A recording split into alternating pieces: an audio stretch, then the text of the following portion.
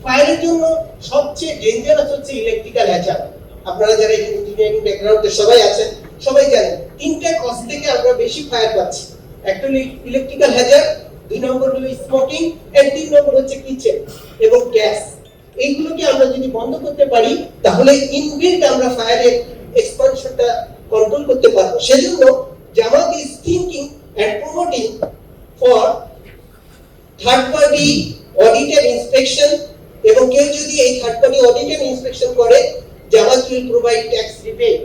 বাসাবাড়িতে কেউ যদি ইয়ারলি তার ইলেকট্রিক্যাল হ্যাজার্ড গুলো চেক করে এবং এটা যদি অনলাইনে সাবমিট করে তাহলে সে তার ট্যাক্স রিবেটটা পাবে।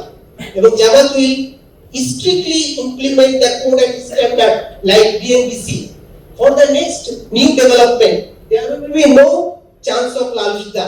লালফিতার দৌরাত্ম্য আমাদের আমিরের জামাত ইতিমধ্যে ঘোষণা করেছে, no more. So it will go in a straight way.